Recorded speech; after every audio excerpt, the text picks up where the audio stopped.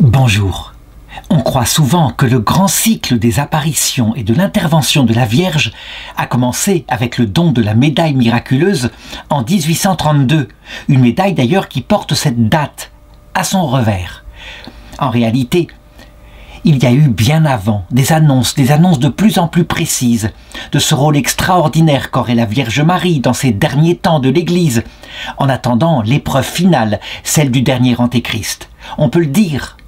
Il y a un texte de l'Apocalypse qui signifie cela, au chapitre 12, qui dit ceci: « Un signe grandiose apparut dans le ciel, une femme ». Le ciel, ce n'est pas évidemment le ciel physique, c'est le ciel de notre intelligence. Je veux dire par là qu'un signe donné par une femme, donc en l'occurrence la Vierge Marie, mais aussi l'Église, un signe sera donné pour nous permettre d'affronter ces grandes épreuves. Or, ce signe-là a été donné bien avant. De manière évidemment beaucoup moins claire qu'aujourd'hui, où nous avons la compréhension de plus en plus intellectuelle de ce qu'il va se passer. Mais tout de même, la Vierge Marie déjà, dans ces temps lointains, celui du XVe siècle, avait fait surgir une jeune religieuse, une religieuse extraordinaire.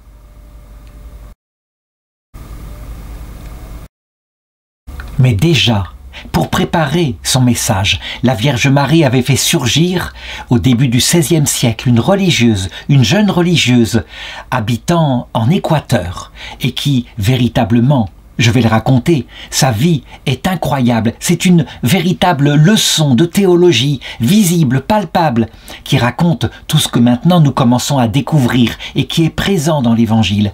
Donc, tous les mystères les plus profonds, les mystères de la vocation de victime, comment est-il possible de s'offrir soi-même avec le Christ dans une sorte de co-rédemption pour participer à sa rédemption. Je le sais, certains commencent à tiquer en disant « mais c'est n'importe quoi, le seul rédempteur est le Christ ». Eh bien, nous en parlerons au cours de cette vidéo.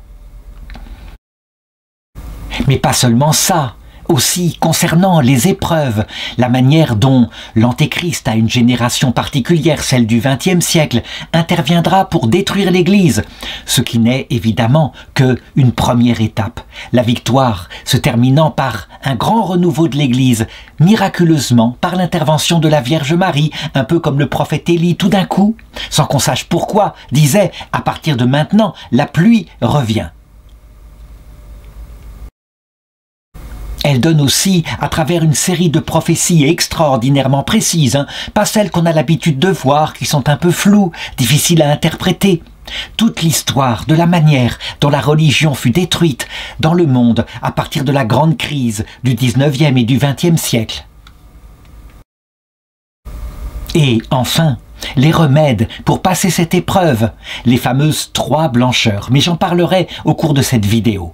Je vais donc commencer par raconter sa vie et donc comment sa vocation est née avant de montrer comment elle l'a vécu, elle, individuellement, dans sa propre vie religieuse, avant de donner des prophéties concernant son pays d'abord, qui était l'image évidemment de ce que vivrait le monde, et je terminerai en montrant que, à la fin des fins, lorsque viendra le tout dernier Antéchrist, celui qui établira sur terre le mystère de l'iniquité, eh bien, nous avons là des prophéties sur cette dernière étape que nous vivrons évidemment depuis le ciel, comme elle, cette petite sœur, vit ce que nous vivons maintenant depuis le ciel. Et d'abord, le premier point, c'est que ce que je vais raconter, qui commence dès son enfance, attention de ne pas l'identifier avec la sainteté universelle. Non, elle a été choisie pour donner une image à travers des phénomènes mystiques extraordinaires, de ce qui se passe dans l'âme de la plupart des gens, mais de manière invisible. Donc, ne pas confondre les phénomènes qui lui sont arrivés, que je vais raconter, avec la sainteté.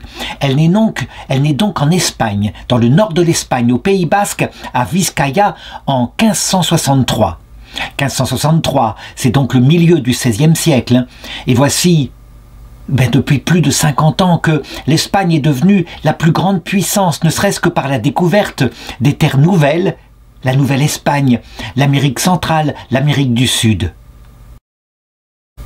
Son nom de baptême est très long, comme les noms espagnols. Il colle le nom de sa mère, le nom de son père. Mariana Francisca de Jésus. Torres, ça c'est pour sa mère.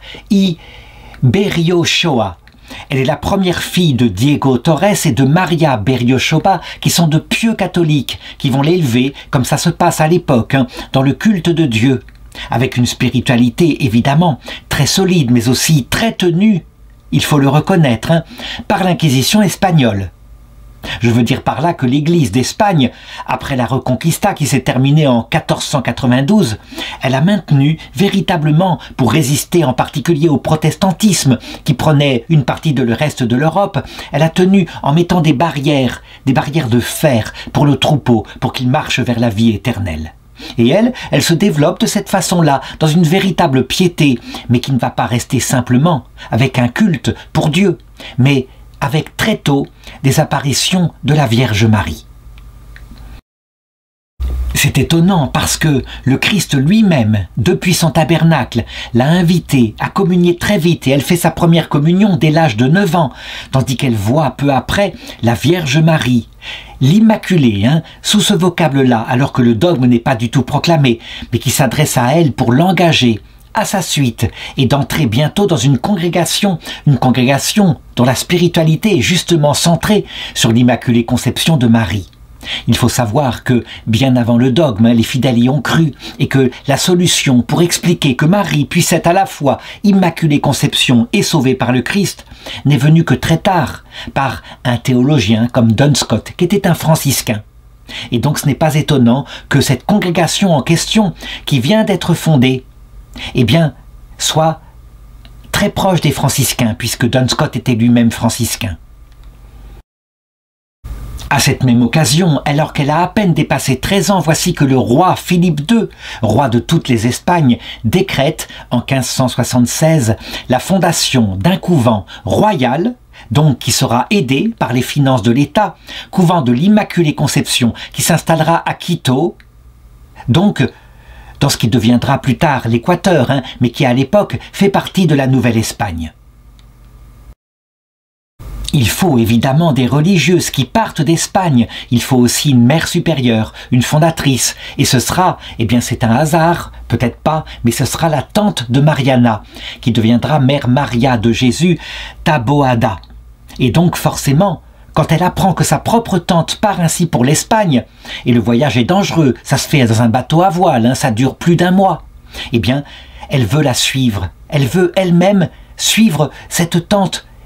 Alors elle n'entre pas comme religieuse au début, mais c'était comme ça que ça se faisait à l'époque. On prenait des jeunes filles, des très jeunes filles, qui étaient à peine entrées dans l'adolescence, et on continuait ainsi leur éducation. Cependant, en ce qui concerne Mariana, c'est certain, elle a la certitude que c'est là qu'elle passera sa vie, dans ce couvent nouvellement fondé.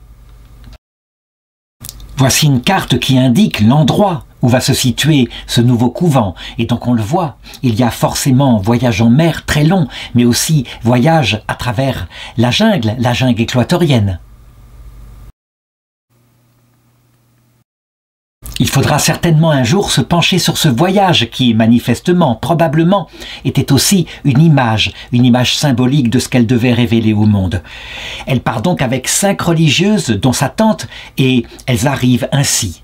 La règle de cette congrégation dédiée à l'Immaculée Conception est extraordinairement sévère, un peu comme toutes les règles qui sortent d'Espagne à cette époque-là. À partir du 8 septembre 1577, elle a 14 ans, elle commence son noviciat. Un noviciat, je l'ai dit, qui n'est pas forcément pour une vie religieuse définitive, mais elle en est certaine. Et puis, c'est à ce moment-là que commence quelque chose qui va être sa première mission, d'âme rédemptrice, c'est-à-dire de collaboratrice avec le Christ. Là encore, il faut que j'aborde ce problème. Est-ce que les chrétiens sont co-rédempteurs ? Certains diront, mais non, le Christ est le seul rédempteur. Nous-mêmes, nous recevons la rédemption. La chose est beaucoup plus complexe que cela, parce que oui, le Christ est le seul rédempteur, c'est certain. Mais la rédemption, ce n'est pas n'importe quoi, c'est une alliance, c'est comme un mariage. Et donc, il y a bien le oui du Christ, le rédempteur. Mais il n'y aurait pas de mariage et d'alliance s'il n'y avait pas de réponse de l'épouse que nous sommes, nous. Et donc, il y a bien, dans l'Église catholique, un mystère de la co-rédemption. C'est la première fois qu'elle va l'exercer ici. Une religieuse qui est possédée par le démon, manifestement, qui est pris par des crises terribles, on ne sait pas d'où elles viennent. Mais chez elle, ces crises se manifestent par une profonde désobéissance, une révolte contre sa supérieure. Bref, il y a plus qu'une possession, il y a probablement une forme de complicité dans l'action de cette sœur qui ne se laisse pas faire dans l'obéissance. Eh bien, voilà que la première fois le Christ lui demande de prier pour elle, de s'offrir, de se sacrifier, pour que son âme ne tombe pas en enfer. La religieuse meurt, passe dans l'autre monde, et voilà que Mariana continue de prier pour elle. Et là, elle va expérimenter une douleur terrible, l'impression qu'elle est damnée, qu'elle est en enfer, qu'elle est rejetée de Dieu pour toujours. En réalité, elle va expliquer que c'est en fait l'impression que la sœur en question, arrivée dans l'autre monde, éprouve, mais qu'elle n'est pas damnée, mais qu'elle est en train de vivre dans le purgatoire une nuit intérieure profonde pour toucher sa misère. Et donc, le Seigneur la livre ainsi à cette nuit profonde de l'esprit pour purifier son âme. Eh bien, sœur Mariana, ou la petite Mariana, va vivre cette expérience-là, qui est sa première expérience de co-rédemption. Alors tout de même, au plan théologique, je dois planter le clou. D'abord, c'est dans l'Écriture. Donc, qu'on ne dise pas que c'est une hérésie. Saint Paul le dit lui-même, Colossiens 1, 24, alors qu'il souffrait énormément. En ce moment, je trouve ma joie dans les souffrances que j'endure pour vous, et je complète en ma chair ce qui manque aux épreuves du Christ pour son corps, qui est l'Église. Vraiment, hein, si Saint Paul n'avait pas écrit cela, je pense que les théologiens diraient que c'est une hérésie. Le Christ a dit que tout était accompli. Saint Paul ose dire qu'il manque certaines choses. En réalité, la solution est simple. Le Christ a tout accompli de son côté. Donc, dans son oui, et il nous reste, nous, à accomplir certaines choses. Alors, peut-on vraiment participer à cette rédemption opérée par le Christ? Eh bien, je répondrai de 3 manières. Et c'est ce que la vie de sœur Mariana va démontrer par la suite. La première, en portant un peu de la souffrance du Christ, en l'aidant. Comme l'a fait Simon de Cyrène qui a porté sa croix. Oui, on peut diminuer ses souffrances. Et je vais le montrer à travers certaines expériences de stigmates et de la passion que va vivre sœur Mariana, mourant plusieurs fois à l'heure même où le Christ est mort, c'est-à-dire vers 15 heures. Elle l'accompagnait dans sa passion. Les gens sont étonnés que le Christ soit mort si tôt, qu'il ne soit resté que quelques heures sur la croix. Eh bien, c'est à cause de l'aide des fidèles qui vivent après lui et qui, évidemment, parce que Dieu est au-delà du temps, peuvent, eh bien, dans le temps où le Christ a vécu sa passion, l'aider à la vivre. Deuxième finalité de ces souffrances, nous-mêmes, développer un cœur tout humble, un cœur modeste, développer les qualités de cœur en touchant sa propre misère. On va voir comment sœur Mariana elle-même va progresser dans la vie spirituelle. Et puis, troisième finalité qu'on voit ici dès le début de sa vie religieuse, aider les âmes qui sont soit au purgatoire sur la terre en prenant une part de leur souffrance, soit au purgatoire de l'autre côté. De la même façon, et en prenant sur soi un certain nombre de souffrances, on les délivre beaucoup plus vite du purgatoire. De quelle manière? Très simplement, la religieuse en question, lorsque probablement au purgatoire elle vit que la petite religieuse de 14 ans, Mariana, prenait sur elle une partie de sa souffrance, elle fut bouleversée évidemment par tant d'amour. Et ceci lui fit gagner un temps fou pour purifier son cœur et obtenir un cœur tout humble. On peut donc réellement prendre sur soi une partie des souffrances des autres. Et d'ailleurs, la Vierge Marie a développé par la suite cette spiritualité en le disant à Fatima. Une phrase qui a vraiment touché les gens. Ils se demandaient ce que ça voulait dire. Quand la Vierge a dit « Beaucoup d'âmes vont en enfer parce qu'il n'y a personne qui prie et qui se sacrifie pour elles. » Certains théologiens ont dit « Mais ces âmes ne doivent pas être en enfer, puisqu'en enfer, on a beau prier pour se sacrifier pour les âmes de l'enfer, elles ricanent, elles ne reçoivent aucun fruit. La souffrance même du Christ, elle s'en moque. » En réalité, nous avons la solution ici. Beaucoup d'âmes vont au purgatoire, qui est un enfer, un des lieux inférieurs, mais qui n'est pas l'enfer des damnés, parce que personne ne prie et se sacrifie comme le fit sœur Mariana là, pour cette petite religieuse. Il Il me reste maintenant à raconter son destin individuel, puisque chaque événement qui lui arrive sont un peu, eh bien, ce qui arrive à l'humanité et à nous-mêmes. Elle passe 2 années ainsi au noviciat, et à l'âge de 16 ans, après avoir connu de grandes joies à l'oraison, devant le Saint-Sacrement, et à prier la Vierge Marie, avec la fidélité à l'Église, ce sont un peu les trois choses qui marquent sa spiritualité. Eh bien, voici que sa tante l'admet, maintenant, puisqu'elle veut être religieuse, à prononcer ses vœux perpétuels, ce qu'elle fait le 4 octobre de l'année 1579. Elle n'a que 16 ans. À l'époque, c'est comme ça. Il n'y a pas comme maintenant 3 ans de vœux simples, où on s'engage pour un certain temps à l'essai, et puis ensuite les vœux perpétuels. Elle est donc devenue ce jour-là l'épouse de Dieu, vraiment. C'est plus que des fiançailles, elle s'est engagée pour la vie, c'est bien un mariage, mais comme on le sait, ça se passe comme dans le mariage. Elle est en fait au début d'un chemin, il va falloir que son âme progresse. A-t-elle prononcé la formule rituelle de ses vœux perpétuels qu'elle est ravie en extase. Et voici que le Père lui-même, le Père céleste, c'est très rare qu'il parle, lui apparaît et il lui dit « Si tu es fidèle en ce que tu viens de promettre, je te promets la vie éternelle. » Puis voici qu'apparaît Jésus-Christ qui lui dit « Je te passe à la main un anneau de mariage, et sur lui il y a 4 pierres. Et chacune des pierres représente un des vœux qu'elle vient de prononcer. 4 vœux, le vœu de pauvreté, pour renoncer à tout l'argent, tout ce qui pourrait l'attirer sur la terre par la richesse matérielle. Le vœu de chasteté, pour renoncer au plaisir. Ne chercher que le Christ, au-delà de ce bonheur qu'est d'être avec lui. Le vœu d'obéissance, pour renoncer à sa volonté propre, la vanité.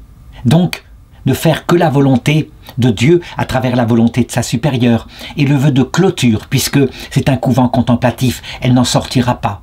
Et le Christ continue, il lui dit « Mon épouse, parce que tu es mon épouse, je désire pour toi une vie d'immolation. Ta vie sera un continuel martyre. » Directement, donc, à peine vient-elle de prononcer ses vœux, que le Seigneur l'entraîne pour le suivre dans sa croix, donc dans cette vocation de co-rédemptrice. Attention, nous avons beaucoup plus. À l'époque, évidemment, on ne comprenait pas. Nous avons, nous, le docteur de l'Église qu'est Sainte Thérèse de l'Enfant Jésus. Nous avons aussi l'explication de l'Église au XXe siècle par des grands théologiens qui ont compris. Sainte Thérèse de l'Enfant Jésus a vécu exactement la même chose. À peine avait-elle fait sa profession perpétuelle qu'elle est tombée dans la maladie et dans la nuit de l'esprit. De la même façon, sauf que elle n'expliquait pas par des phénomènes mystiques, mais elle expliquait par un langage simple, clair, comme une grande théologienne qu'elle est, comme une docteure de l'Église. Le Seigneur donc l'appelle à cette vocation, mais comme on le voit, il ne lui impose pas tout de suite. Les choses vont se faire plus progressivement. 3 ans se passent, nous arrivons en 1582, et là, après avoir eu des joies et des peines, toutes les épreuves de la vie spirituelle qu'ont décrit la grande Sainte Thérèse d'Avila, donc la nuit des sens, le fait de moins avoir envie de prier devant le Saint-Sacrement, d'avoir vu ses sœurs qui quelquefois ne sont pas fidèles, des choses comme cela. Eh bien, ce jour-là, alors qu'elle prie dans le cœur de l'église, près du tabernacle, voici qu'elle entend un grondement effrayant. Et puis, tout d'un coup, l'obscurité envahit l'église. Elle sent de la poussière et de la fumée.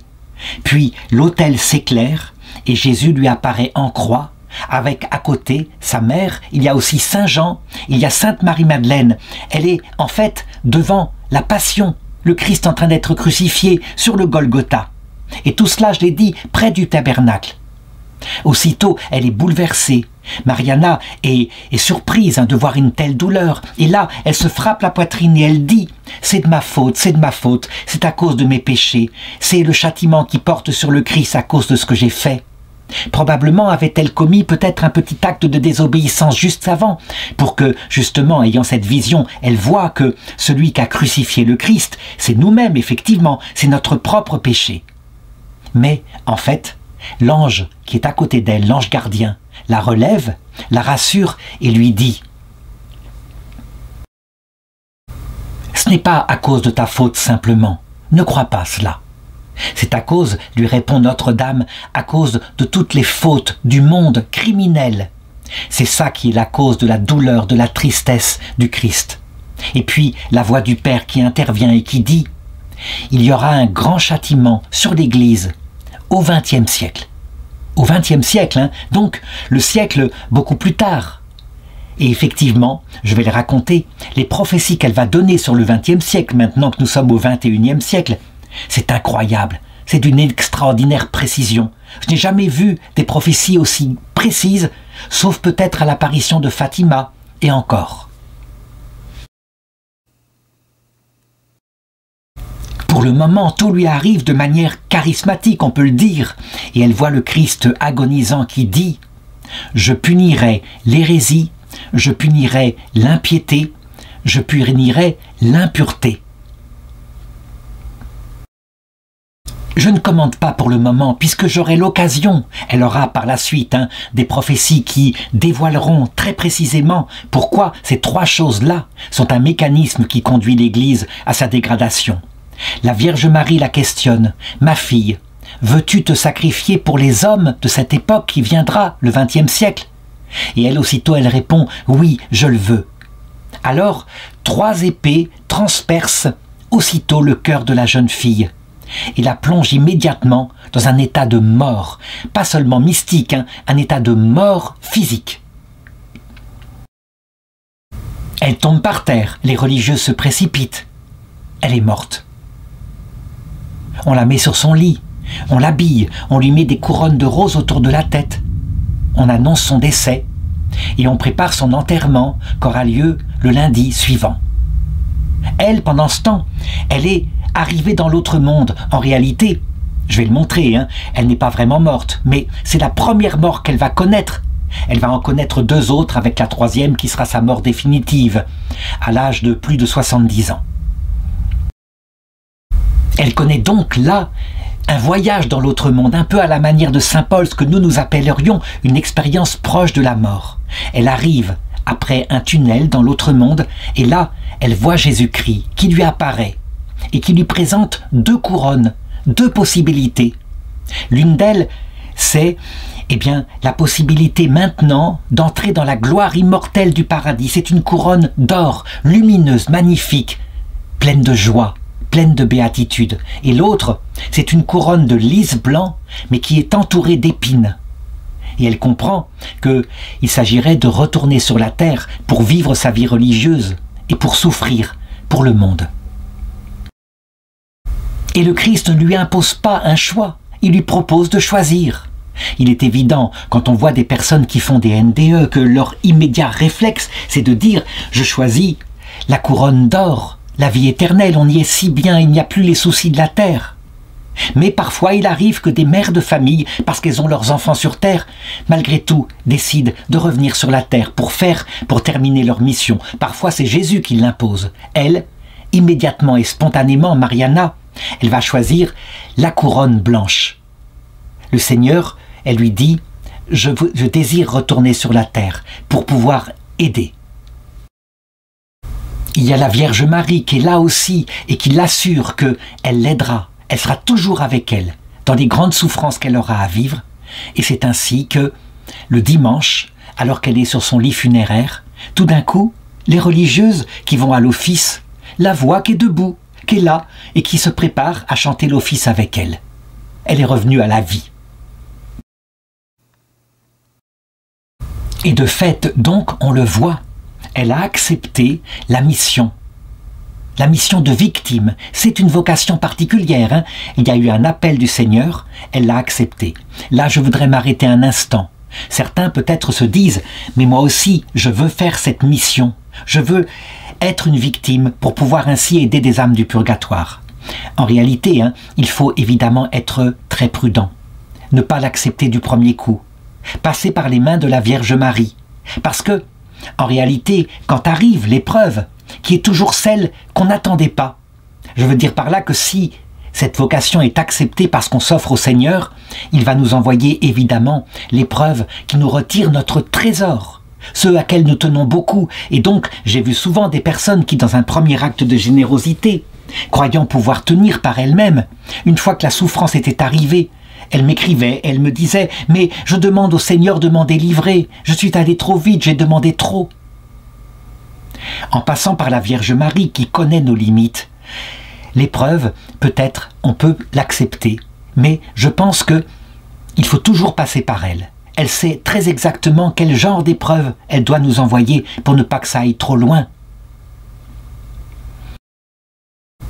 Quant à la mort totale à soi-même, eh bien, peut-être la demander, l'accepter, mais le jour où on n'a plus charge de famille, le jour où on n'a plus une responsabilité comme cela, parce que quand on est au fond du gouffre, comme va devoir le vivre elle, mais c'est une religieuse contemplative, donc c'est très différent, alors on ne peut plus s'occuper des autres. La plupart du temps, on passe par des nuits si terribles qu'on ne peut plus s'occuper même de soi-même, on porte les souffrances pour les autres. On est dans une nuit où même ça n'a à un moment donné plus de sens.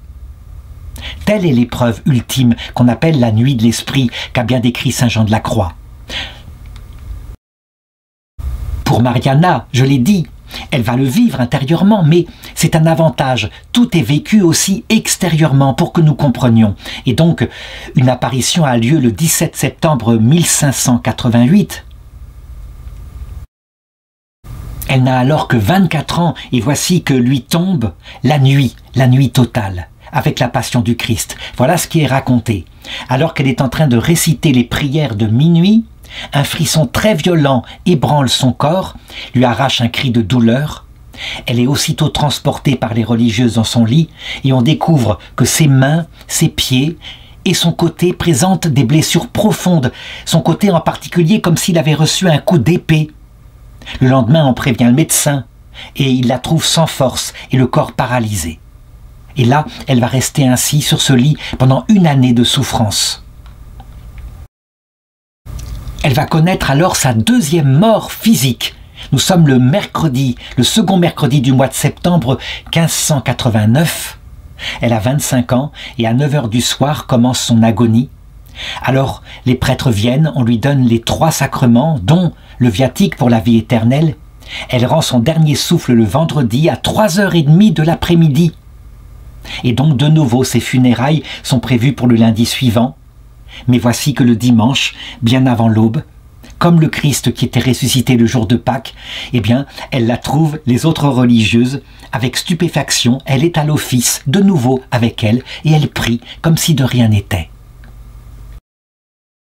Évidemment, les autres religieuses qui sont rentrées dans la communauté, qui sont là, qui voient de tels phénomènes, sont absolument stupéfaits, et on peut le dire, ça augmente aussi leur vie mystique.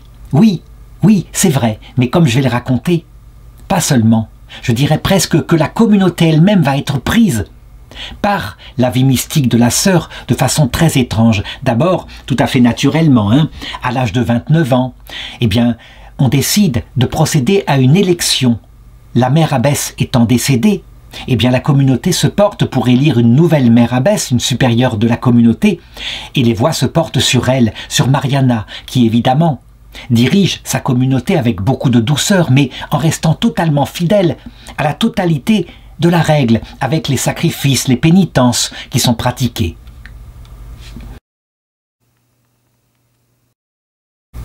On pourrait penser que, en voyant une si sainte religieuse, toutes les sœurs vont suivre. Le Seigneur va décider là, c'est vraiment une décision qui est d'ordre mystique, de provoquer à l'intérieur de la communauté une étrange dissension.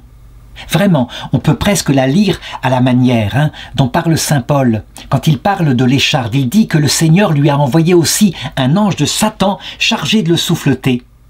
Et l'explication qu'il en donne, il dit « afin que je ne m'enorgueillisse pas », 2 Corinthiens chapitre 12 verset 7, et il le répète 2 fois. En l'occurrence, dans la communauté, manifestement, c'est pareil. Un ange de Satan est envoyé. Ça commence par des rumeurs, des sœurs qui parlent entre elles, et la rumeur s'étend, et on ne dit rien, évidemment, on la garde pour soi. On commence à dire qu'elle est vraiment trop mystique, cette nouvelle mère abbesse, ça ne va pas. Elle impose des souffrances et des sacrifices et des prières beaucoup trop ferventes. Il faut modérer la règle, il faut en revenir à quelque chose de plus humain. Ça va beaucoup trop loin. Les raisons sont raisonnables, après tout, on le voit bien. Il peut arriver parfois qu'il y ait quelqu'un qui est trop mystique et qui du coup entraîne les religieuses dans un excès de pénitence. Bref, de rumeur en rumeur, de parole en parole, de médisance en médisance, voici qu'à un moment donné, un groupe se révolte contre son autorité et même passe auprès de l'évêque en demandant une mitigation de la règle. Les choses ont allé très loin, comme c'est souvent le cas à cette époque, où il y a l'Inquisition espagnole, à savoir que, à un moment donné, l'Inquisition est prévenue, elle vient enquêter et elle décide qu'elle est maintenant en prison, elle est déposée de sa charge, et l'autre mère qui était parmi les fondatrices, qui était arrivée avec elle d'Espagne, qui est encore vivante elle, eh bien elle aussi est mise en prison. C'est une épreuve terrible qui leur arrive, mais qui, clairement, manifestement, a une origine divine. C'est évident, ça veut dire que le démon, que l'Esprit Saint a permis d'arriver dans cette communauté, est là pour nous enseigner qu'il peut nous arriver parfois une persécution qui vient de l'endroit qu'on n'attendrait pas. Ses propres frères en Église. Le pape Benoît XVI était même surpris en disant « C'est étonnant, parfois la génération précédente torture ceux que la génération suivante des évêques vont canoniser ». Sainte Thérèse d'Avila disait, en regardant cette technique du Seigneur, « Mais pas étonnant que tu aies si peu d'amis, regarde comment tu les traites. » Nous savons l'explication de tout cela. En réalité, je l'ai dit, il y a une deuxième finalité à cette âme victime. Elle-même, elle doit être délivrée de tout risque d'orgueil. C'est vrai, la mission immense qui lui est demandée ici pourrait, parce qu'elle n'est qu'une faible femme, elle a le péché originel, pourrait la tenter de faire croire à son âme qu'elle est quelqu'un de formidable. Alors, le Seigneur, pour pallier à cela, pour purifier son âme, lui fait passer par ce genre d'épreuve, accompagnée, en général, d'une nuit intérieure. Ça veut dire, un peu comme Jeanne d'Arc dans sa prison, ses voix ne venaient plus la visiter, alors qu'elle en aurait eu tellement besoin. Elle est donc au fond de l'épreuve, avec une certitude qui reste gravée dans son cœur, un peu comme ces 1000 années de paix dont parle l'Apocalypse, que, à la fin, la Vierge Marie fera que tout sera vaincu. Elle le sait. Et donc, à cette époque-là, alors qu'elle a encore une petite responsabilité malgré tout, elle demande à un sculpteur qui s'appelle Francisco del Castillo de fabriquer une statue de la Vierge avec le titre suivant « Notre-Dame du bon succès ». Et ça fait partie véritablement de ce qu'elle veut enseigner. Notre-Dame lui a demandé, oui, à la fin des fins, dans cette épreuve qui vient du ciel, le cœur immaculé de Marie triomphera. On retrouve évidemment l'apparition totale de Fatima, où la Vierge dit « il y aura des épreuves ». Elle raconte la Première, la Seconde Guerre mondiale, le communisme. Et elle dit « à la fin, mon cœur immaculé triomphera ». Eh bien, c'est très exactement la même chose. Cependant, il faut maintenant raconter que, pour bien montrer l'explication mystique de cela, le sculpteur s'est mis au travail, il a à peine ébauché le visage, il a sculpté vaguement comme il le peut. Et un matin, il va pour retourner à son travail. La statue a été terminée, toute seule, de manière magnifique, pendant la nuit. Il n'y a pas touché. Plus tard, mère Mariana de Torres racontera à ses sœurs qu'elle a vu, en vision, 3 saints, Saint François d'Assise, Saint Michel Archange, Saint Gabriel Archange et même un 4e, Saint Raphaël Archange, qui était venu et qui avait terminé vers 3 heures du matin la statue en un clin d'œil, incroyablement.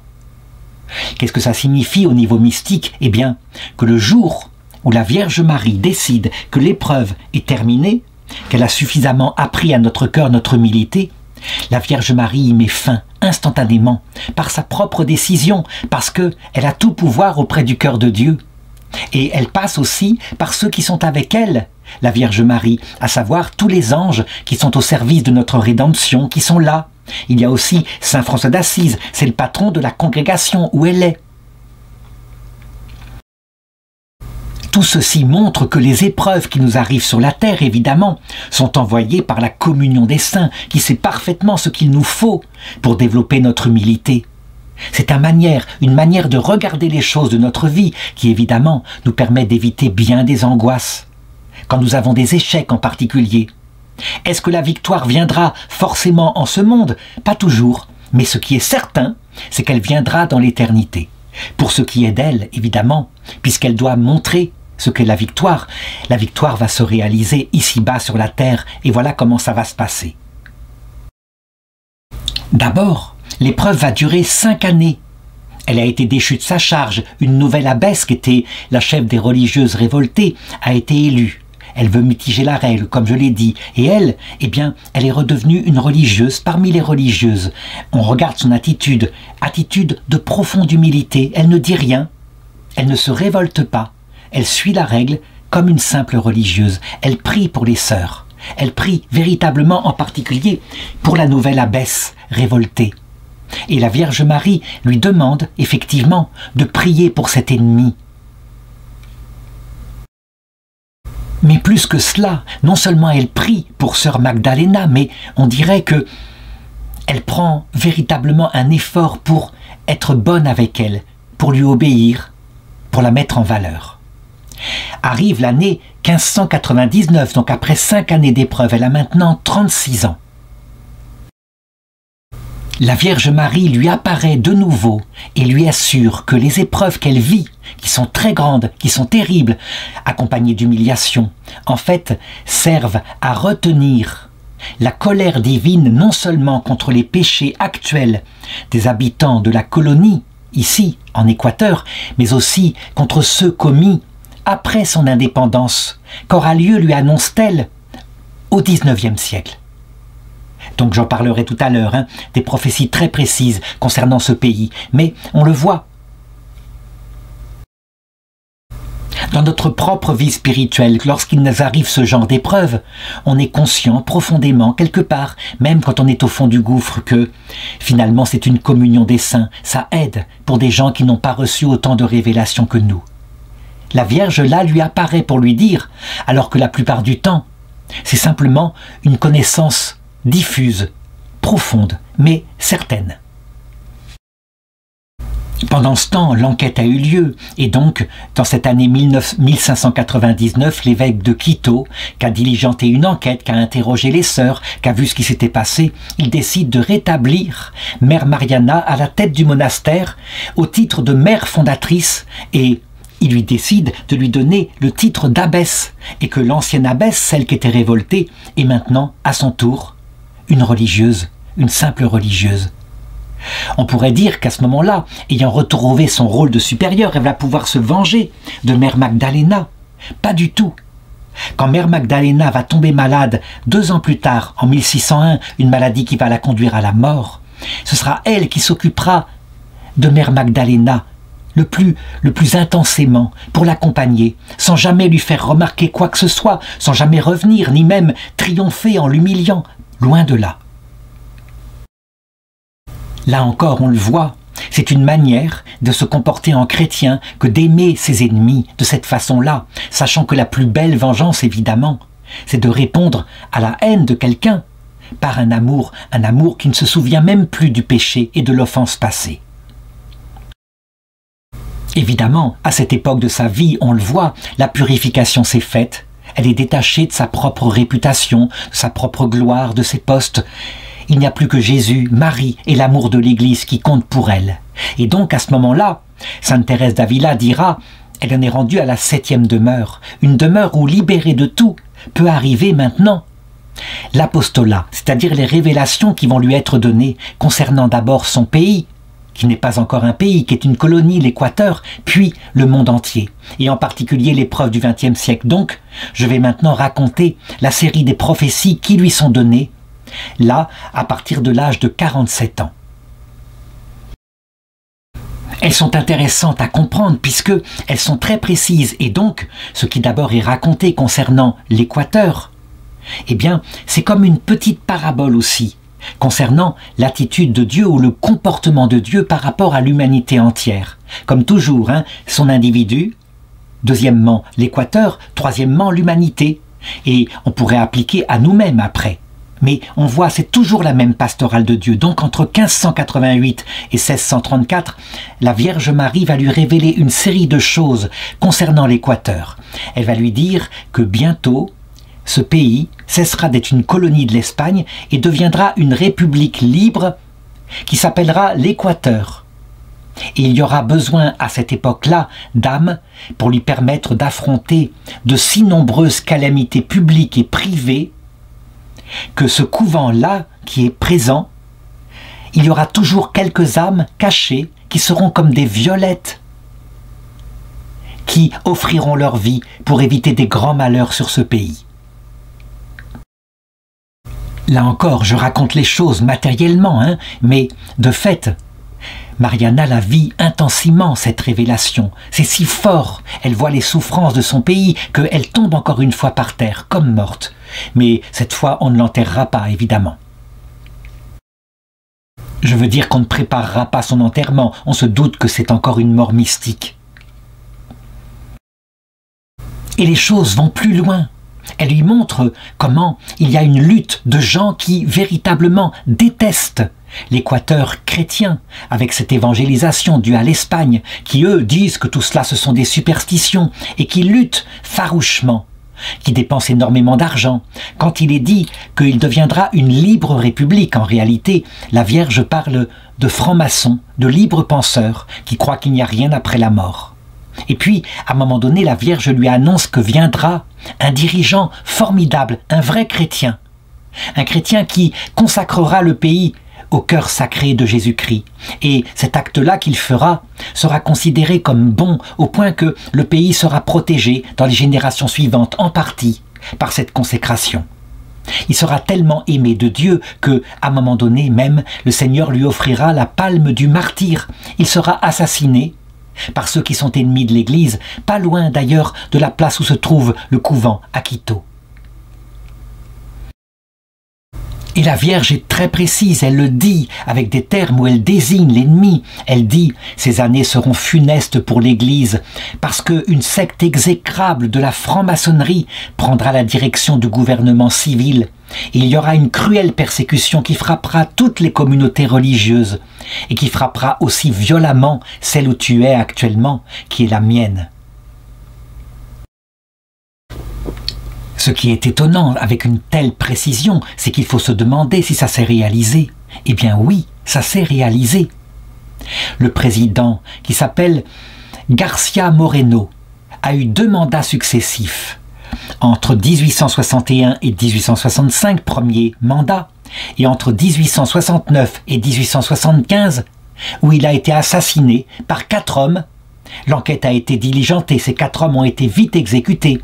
Mais manifestement, c'était un complot pensé par des francs-maçons, en particulier venant d'Europe, venant d'Allemagne, qui voulaient, je dirais, écarter cette espèce de piété qu'il avait. C'était un homme profondément pieux, d'ailleurs il sera assassiné à la sortie de la messe auquel il venait d'assister.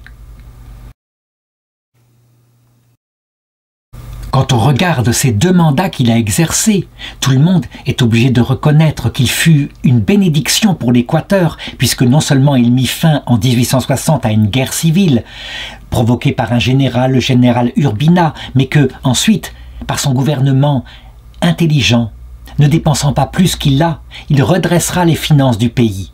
Mais non seulement ça, il créera de multiples écoles, polytechniques et toutes sortes de choses, écoles de médecine, des lycées. Bref, il donnera à ce pays un avenir non seulement chrétien par la consécration au Sacré-Cœur, mais humain. On peut le dire, le président García Moreno, qui était consacré au Sacré-Cœur, réalisera ce qu'on pourrait appeler, un gouvernement chrétien sur la terre. C'est une chose rare, une chose qu'il fera avec beaucoup de doigté. Je veux dire par là qu'il ne s'empare pas de tous les pouvoirs au nom de l'Église, comme s'il gérait le pouvoir temporel avec Jésus-Christ. C'est pas ça, c'est que il gère les choses temporellement, intelligemment, et en même temps, il le sait. La finalité de cette terre est pour la vie éternelle, d'où cette consécration au Sacré-Cœur. Les papes par la suite mettront souvent ce président en exemple, il sera un jour probablement canonisé, de cette harmonie qu'il y a entre Dieu et César, et non pas une séparation totale comme le feront plus tard les francs-maçons, de manière très perverse, puisque en réalité, à la place de Dieu, ils mettront un humanisme athée.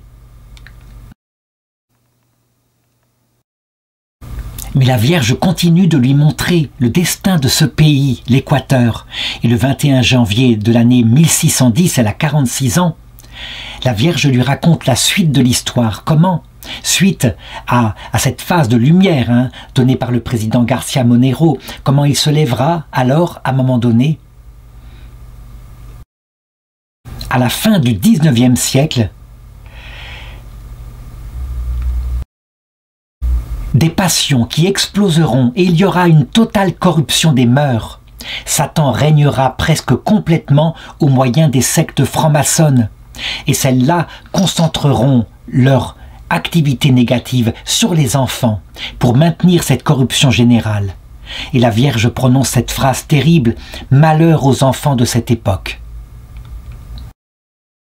Et elle continue décrivant tout un mécanisme que, historiquement, effectivement, on le constatera en Équateur, à savoir que les francs-maçons, prenant le gouvernement à cette époque-là, feront disparaître les écoles catholiques pour que l'enseignement soit un enseignement laïque, avec mise en avant une certaine neutralité, prétendue telle, et la foi sera arrachée au cœur des enfants. La Vierge explique ensuite que, à cause de cela, les enfants étant pris comme cible, évidemment, ils créeront par la suite une société leur ressemblant, et que les vocations, le nombre de vocations s'écroulera.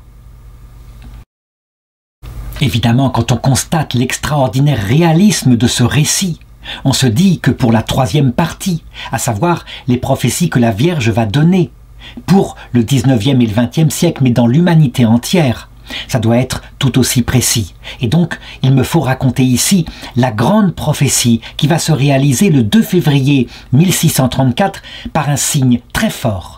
À savoir que, c'est la 6e apparition que la Vierge lui donne et Mariana de Torres prie devant notre Seigneur à la chapelle, devant le Saint-Sacrement, quand soudain elle voit la lampe du Saint-Sacrement qui soudain s'éteint, brusquement.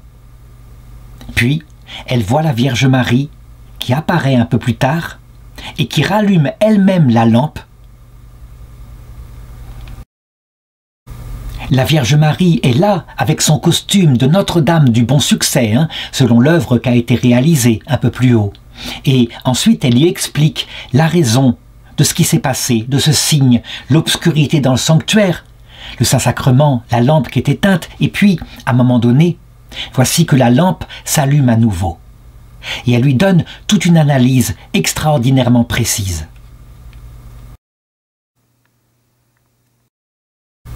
Je rappelle que plus haut, j'avais dit que je donnerais l'explication de ce qu'elle avait vu étant toute jeune, à travers 3 glaives, 3 choses qui menaçaient l'Église. L'hérésie, l'impiété, l'impudicité. En réalité, c'est un mécanisme que va décrire la Vierge, un mécanisme qui effectivement commence toujours par la tête, c'est-à-dire par des mauvaises idées, des connaissances fausses concernant notre présence sur Terre. Et c'est ces connaissances-là, parce qu'elles sont dans l'échec, en erreur, qui provoquent évidemment la suite du mécanisme.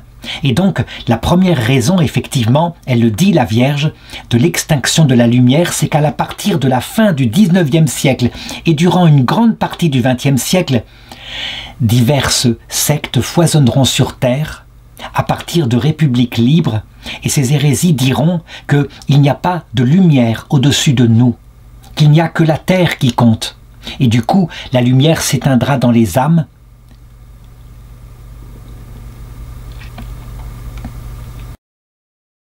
De fait, on le voit, les idéologies du 19e siècle ont toutes été des idéologies athées, qui, démontrant les choses d'une manière ou d'une autre, ont prétendu que l'idée qu'il y ait un créateur était absurde, qu'il n'y avait rien, que tout venait du hasard.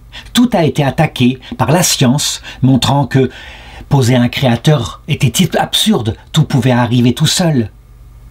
Mais aussi pour l'âme humaine étant assoiffée peut-être d'autre chose, quelque chose de sacré à la différence des animaux. On vit Auguste Comte prétendre que pas du tout. Les techniques, quand elles se développeraient, répondraient à toutes les questions des pourquoi. Donc, c'est bien d'abord par des fausses idées que s'est répandue la corruption. Deuxième raison, dit-elle, l'extinction de la piété. Et c'est vrai, à partir du moment où on se met à douter de Dieu, de ce qui était stablement établi dans sa vie, du coup, forcément, Tout ce qui est une conséquence, sa volonté de chercher Dieu, s'affaiblit, disparaît. Et la chose peut se réaliser particulièrement dans le clergé, où des vocations qui n'ont pas de ferveur apparaissent, qui quelquefois, par leur comportement, vont presque être plus destructrices pour l'Église que si c'était n'importe qui d'autre. Évidemment, la conséquence de cela, c'est l'impudicité, et c'est vrai. À partir du moment où cette vie peut-être n'a pas de sens dans l'éternité, eh bien, mangeons, buvons, parce que demain nous mourrons.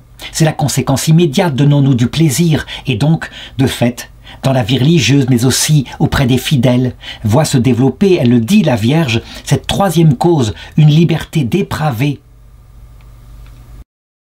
L'atmosphère de ce temps sera remplie de l'esprit d'impureté qui, telle une mer immonde, inondera les rues et les places et les endroits publics.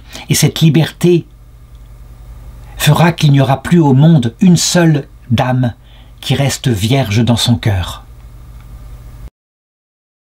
Une fois posées ces trois choses et ce mécanisme, tel qu'il est décrit en particulier dans le livre de la sagesse au chapitre 2, comme quoi ce n'est pas quelque chose de nouveau, c'est quelque chose de lié à notre nature humaine. Évidemment, ceux qui sont ennemis, en particulier de ceux qui restent pieux, vont prendre des techniques politiques pour faire disparaître la piété, pour augmenter cela, pour répandre ça dans la société. Et donc la Vierge parle d'une quatrième cause et du principal moyen, qu'est la manipulation des enfants. Elle le dit, la quatrième raison de l'extinction de la lumière, là que tu as vu dans le sanctuaire, eh bien, c'est que toutes ces classes, cette secte maçonnique, sera habile pour pénétrer les cœurs des familles, pour corrompre les enfants, et le diable se fera une gloire de se nourrir de la délicieuse délicatesse du cœur des enfants. Oui, pendant ces temps malheureux, le mal attaquera l'innocence des enfants de cette façon que les vocations à la prêtrise seront perdues, et ce sera un vrai désastre. Les prêtres s'écarteront de leur devoir sacré et du chemin qui pourrait les mener à Dieu. De fait, à chaque fois que la franc-maçonnerie a analysé la manière dont elle devait procéder, elle a fait disparaître partout et principalement en France en particulier les écoles catholiques, les ordres ont été interdits, ça s'est passé aussi en Italie. C'était comme un projet effectivement mondial et très habile. Si les enfants étaient élevés sans piété, eh bien, il y avait de fortes chances que devenus adultes, ils répandent leur impiété. Et c'est ainsi que l'oubli de Dieu s'est répandu dans le monde. Et la Vierge décrit ensuite les épreuves qui s'accompagnent. Du côté de l'Église, là, de fait, le vrai problème, c'est qu'il manque à ce moment-là un vrai pasteur, un vrai prélat, quelqu'un qui représente le Christ et qui veille avec amour et douceur et qui dise la vérité avec prudence. Et du coup, comme il ne se lèvera pas forcément, alors, eh bien, il ne sera pas là pour rectifier l'Esprit de Dieu. Mais par contre, elle le dit. Par contre, il restera toujours des âmes sacrificielles. Elle le dit à Myriana. Prie avec insistance.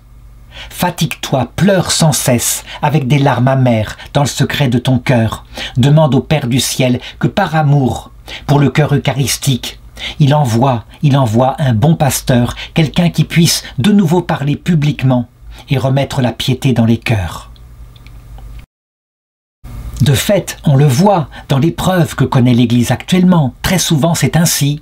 Ce qui est visible, ce qui prêche, le clergé séculier, souvent est atteint par la même maladie qui atteint le monde, perte de piété, perte de vocation. Mais de fait, dans certains lieux, dans certains couvents particuliers, il y a cette ferveur qui est gardée et des personnes qui s'offrent dans le secret de leur cœur qu'on ne connaît pas.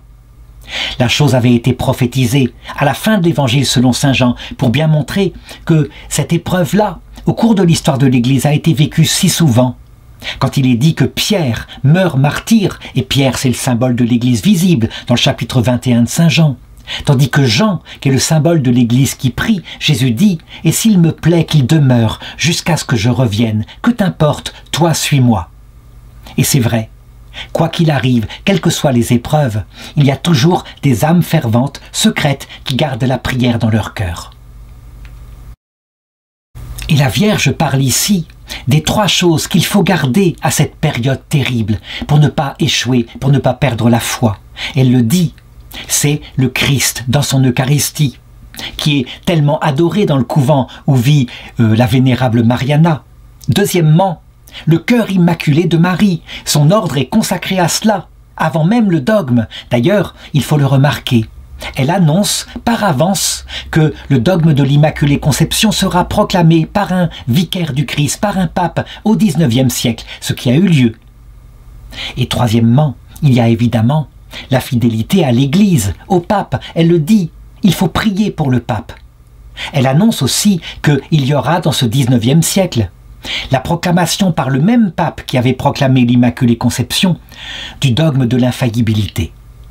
On peut le dire, on rejoint ici ce que Saint Jean Bosco avait donné comme prophétie lui aussi, à savoir que dans la grande épreuve, au pire du fond du gouffre, jamais il ne fallait se séparer de ces trois blancheurs, que si on mettait son âme au centre de ces trois colonnes, à savoir l'Eucharistie, blanc comme le pain, la Vierge Marie Immaculée et le magistère du pape, c'est-à-dire l'enseignement protégé infailliblement, quoi qu'il arrive.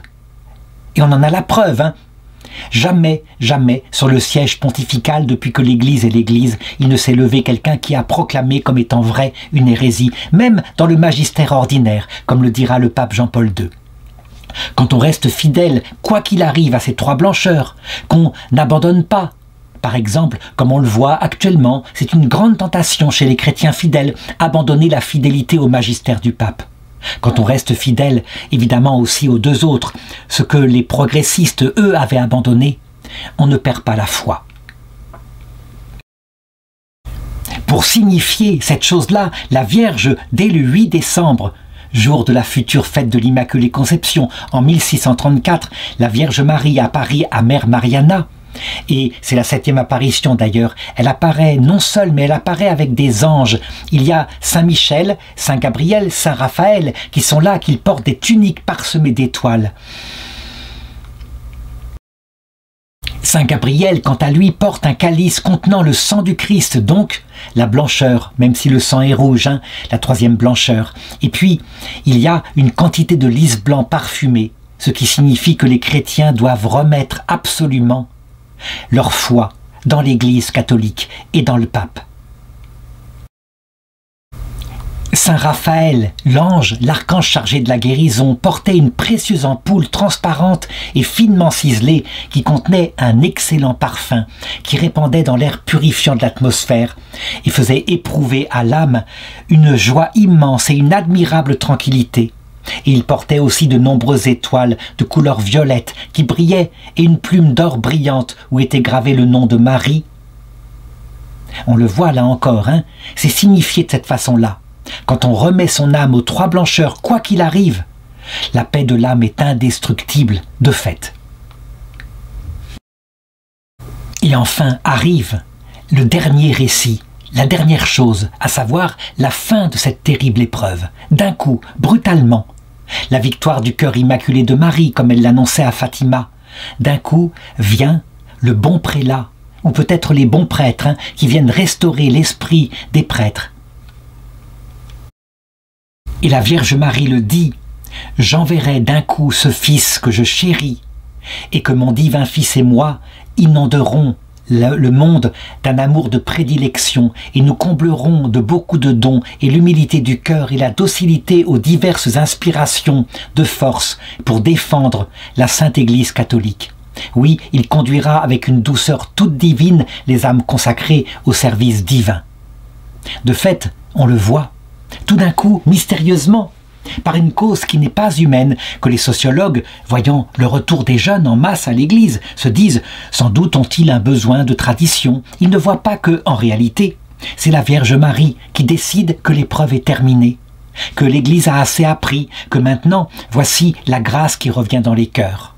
Et tout d'un coup, la pratique revient intensément. Ça s'est passé plusieurs fois dans l'histoire de l'Église et on oublie souvent de l'expliquer parce que l'Église est une sainte communauté portée par l'Esprit Saint. Elle n'a pas de vie autrement.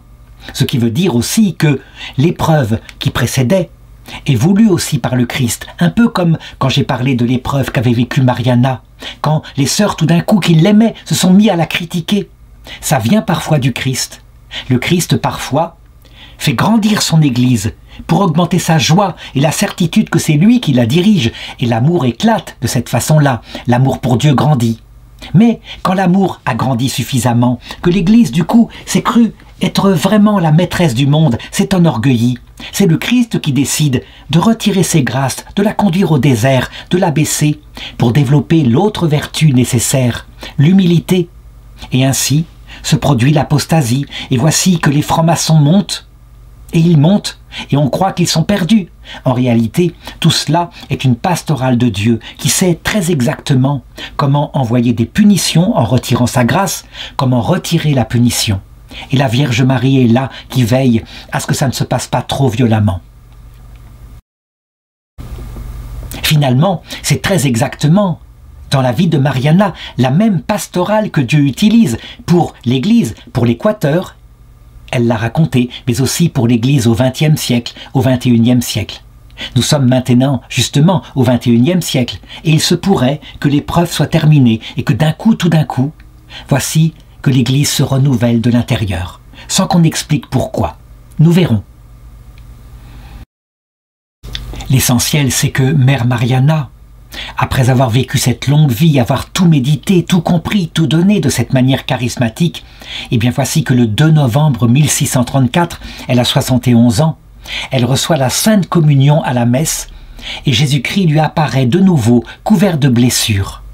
Il va la voir, et il lui apprend, en répondant à sa question, que ce sont les péchés des peuples, et plus particulièrement des religieux et des prêtres, qui l'ont ainsi fait souffrir à la croix, qu'elle peut le comprendre maintenant. Donc ce n'est pas particulièrement son péché à elle, même si il y a mis sa goutte. On peut le dire, elle revient à l'alpha, c'est-à-dire l'explication des souffrances du Christ, qui, évidemment, est Dieu, Dieu l'Éternel, crucifié, et qui prend sens ainsi. Oui, il a porté vraiment tous les péchés du monde. Et, comme on le voit, alors que elle, naturellement, elle dit « c'est à cause de mes péchés aussi », le Christ lui dit « non, ce n'est pas à cause des tiens ». Il fera exactement la même chose pour nous. Nous avons intérêt à arriver à l'heure de notre mort en disant à genoux « c'est moi qui t'ai crucifié ». Et alors il nous relèvera en disant « non, ce n'est pas principalement toi ». Il se fera notre avocat. Mère Mariana a été bouleversée par cette dernière apparition qui prépare en fait sa mort. Les 15 jours qui vont suivre, son état de santé s'aggrave. Et donc, à un moment donné, on finit par lui donner les derniers sacrements. Elle a dit au prêtre, cette fois, je crois que je ne reviendrai pas. L'évêque est présent aussi, l'évêque de Quito. Alors, elle décide de faire rassembler toutes les sœurs de sa communauté pour leur lire son testament spirituel. Et voilà ce qu'elle leur dit. J'ai écrit une lettre à mon époux bien-aimé et je voudrais vous la lire. Ce sera mon testament spirituel. Mon bien-aimé Jésus, ouvrez-moi les portes de votre royaume, comme un jour où vous m'avez ouvert les portes bénies de ce cloître de ma Mère Immaculée, où je me suis sanctifié et où j'ai accompli votre sainte volonté sous votre regard. Regardez-moi, Jésus, ici, je suis épuisé par le dur exil de la vie mortelle. Et lorsque je souffrais en silence pour votre amour et que je vivais toutes les privations et les misères que vous m'envoyiez. La route a été longue, mais finalement, je suis arrivé au but. S'il vous plaît, Jésus, ouvrez-moi vos bras, permettez-moi de me reposer de mes fatigues et de poser ma tête sur le feu ardent de votre cœur divin. Je viens avec impatience prendre possession de l'éternité bénie que vous m'avez promise, où je vivrai sous le manteau de ma Mère Immaculée et en compagnie de mon Père, Saint François d'Assise. Les sœurs sont là, bouleversées par un testament si beau, qui leur donne évidemment à elles aussi le sens de leur vocation, et le couvent subsistera ainsi fervent tout au long des siècles qui suivront. Finalement, comme elle l'avait annoncé, après avoir reçu la Sainte Communion, cette fois le viatique, le vrai viatique, avoir reçu l'extrême onction, alors elle leur dit qu'elle mourra cet après-midi à 15 heures exactement, à l'heure où le Christ est mort. Et elle meurt très exactement à l'heure qu'elle avait indiquée, On prépare ensuite son corps, on la revêt de ses vêtements de religieuse, on lui met autour de la tête une couronne de roses, comme on le fera beaucoup plus tard pour Sainte Thérèse de l'Enfant Jésus. C'est une tradition chez les religieuses. Et enfin, on l'enterre, et son souvenir, évidemment, reste vivant dans sa communauté, dans le diocèse de Quito. Vivant, mais je dirais peut-être pas assez. D'ailleurs, elle l'avait elle-même annoncé. Elle avait dit « Ces prophéties que je vous donne, elles seront comme oubliées, mais elles se manifesteront de nouveau au XXe siècle, quand on en aura besoin. » Et la Vierge avait dit « Lorsque ces prophéties seront lues, qu'on les comprendra, qu'on les commentera, alors elles feront des prodiges dans le domaine spirituel, comme dans le domaine temporel. » Parce que c'est la volonté de Dieu de réserver cette invocation de Notre-Dame du Bon Succès et la connaissance de ta vie, de ce qu'elle signifie, de la pastorale que Dieu utilise pour ce siècle-là, le XXe siècle, quand la corruption des mœurs sera presque générale et la lumière précieuse de la foi sera presque éteinte. Alors, Notre-Dame du Bon Succès, qui sera l'étoile de la mer en Équateur dans la tempête, sera manifestée à l'humanité dans le ciel. Oui, on peut le dire, comme je l'avais dit tout à l'heure, ce signe grandiose raconté par l'Apocalypse chapitre 12, dans le ciel de notre intelligence. De fait, très étonnamment, voici qu'arrive ensuite l'année 1906 et on décide de restaurer le couvent, qui est vieux maintenant de plusieurs siècles, de près de 3 siècles. Et donc, à cette occasion, on décide d'ouvrir le tombeau où est enterrée Mère Mariana de Jésus. Et là, on a la surprise de trouver son corps intact. Il y a aussi les roses qui entouraient son front. Et là, on voit à côté d'elle certains écrits avec lesquels elle avait été enterrée, des écrits qui parlent de textes de pénitence. On les redécouvre, on les lit. De son corps émane une odeur merveilleuse, une odeur de lys. C'est spécial, hein? Habituellement, quand il y a un parfum de sainteté, c'est plutôt une odeur de rose, une odeur de violette, pour signifier les vertus qui donnent la vie éternelle. La violette signifiant l'humilité, la rose signifiant la charité. Elle, c'est une odeur de lys qui signifie à quel point elle a vécu ainsi dans le martyre et la pureté. On décide donc que son corps, maintenant, sera exposé dans la chapelle, dans un cercueil de verre, et on peut le voir encore actuellement. On voit effectivement que, malgré tout, le corps n'est pas pleinement, parfaitement conservé, mais conservé tout de même.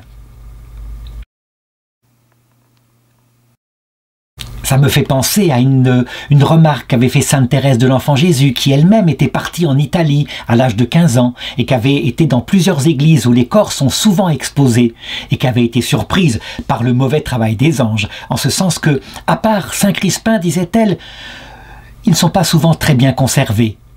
Il y a aussi, évidemment, Sainte Cécile, mais elle, c'est d'une conservation tellement belle qu'on en a fait une statue qui est d'ailleurs exposée à Rome, dans la paroisse où elle est enterrée.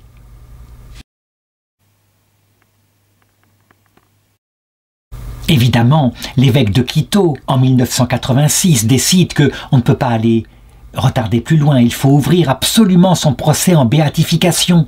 Il faut vérifier si elle ne pourrait pas être donnée maintenant à l'Église comme une véritable sainte. Voici pourquoi j'ai fait cette vidéo, alors qu'elle n'est que vénérable pour le moment. Ce qui veut dire que le procès a abouti, de manière à ce qu'on connaisse ce qu'elle a enseigné et qui était une telle lumière effectivement pour l'Église. Je le dis, hein, vraiment, il y a eu beaucoup de saints qui ont vécu une vocation de victime, mais je crois que pour l'exprimer pleinement, au niveau individuel, au niveau des pays, au niveau de l'humanité entière, je n'ai pas trouvé quelqu'un qui l'ait fait mieux.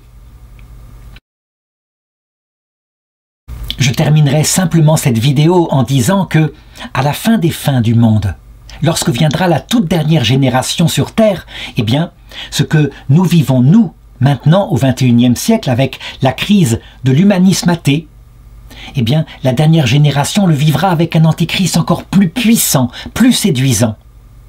Comme le dit le catéchisme de l'Église catholique au numéro 675, le mystère de l'iniquité sera donné à la terre, en ce sens que ce ne sera pas simplement faire croire qu'il n'y a pas de créateur, une espèce de philosophie absurde, tellement le monde est magnifiquement structuré. Mais ce sera véritablement de dire « il y a un créateur, il y a une vie éternelle ». Et le créateur, son but, c'est qu'il vous veut debout, adulte, maître vous-même du bien et du mal. Que les anciens dieux qu'on vous donnait à adorer, qui disaient qu'il fallait être humble, modeste, c'était le démon qui voulait vous dominer. En réalité, ce dernier antéchrist sera tout simplement Lucifer, comme il avait parlé à Adam et Ève, et nous savons que là encore ce sera une permission de Dieu. Pourquoi Dieu voudra-t-il que la génération de nos petits-enfants, peut-être, nos arrière-petits-enfants, connaissent un tel antéchrist, et donc des épreuves terribles, n'ayant même plus envie de la vie éternelle, puisque si ça doit être pareil que la terre, un monde comme ça, avec du luxe, de la richesse, de l'argent et un cœur vide, parce qu'on aura fait croire que le vrai Dieu, le Dieu de Jésus-Christ, qui lui comble le cœur, n'existe pas, alors nous devrons, nous, comme le fait Mère Mariana de Jésus depuis le ciel, voyant ça depuis le ciel, aider ceux qui seront sur terre dans une grande épreuve, leur donner des petits signes, les encourager à tenir bon dans un désespoir spirituel profond. Pourquoi le Seigneur permettra-t-il ça, une telle apostasie universelle dans l'humanité? Parce que lui, Jésus-Christ, a une pastorale. Saint Paul l'explique en une phrase dans l'Épître aux Romains, chapitre 11, verset 32. « Car Dieu a enfermé tous les hommes dans la désobéissance. » Oui, cette épreuve vient de lui parfois. Mais ce n'est pas pour les perdre, hein, pour leur faire à tous miséricorde, leur proposer son pardon. Évidemment, Saint Paul, lui, il le dit théologiquement, mais Jésus, lui, il le dit concrètement, pratiquement. Dans ce fameux texte où Marie-Madeleine, Sainte Marie-Madeleine d'ailleurs, la mère abbesse qu'avait persécutée, Mère Mariana s'appelait Sœur Madeleine. Eh bien Marie-Madeleine vint un jour casser aux pieds de Jésus un vase de parfum qui valait 1 année de salaire, et tout le monde se mit à la critiquer, et Judas et Simon qui étaient là. Et Jésus lui répondit, « Tu vois cette femme, ce qu'elle a fait, on s'en souviendra jusqu'à la fin du monde. Parce que, oui, elle a vraiment péché, elle est vraiment tombée. Celui à qui on pardonne beaucoup, aime beaucoup. » Puis il dit à la femme, « Tes péchés sont pardonnés. » Je ne veux pas dire par là que tous les hommes de ces générations seront forcément sauvés. Certains peut-être mépriseront le pardon de Dieu, mais pour la plupart, ayant connu la nuit, loin de Dieu, dans un désert, alors quand le Christ leur apparaîtra, avec la Vierge Marie, avec les saints du ciel, c'est-à-dire l'Église tout entière, et qu'ils verront que le pardon leur est proposé, qu'on se fait leur avocat, qu'ils ont vécu loin de Dieu, qu'ils se sont donnés au vice, mais qu'ils peuvent se repentir, alors beaucoup aimeront beaucoup. Et ainsi, le cœur immaculé de Marie triomphera, et au ciel, dans l'éternité, nous dirons à Dieu, comme ta pastorale était sage, bien plus sage que ce que nous aurions fait.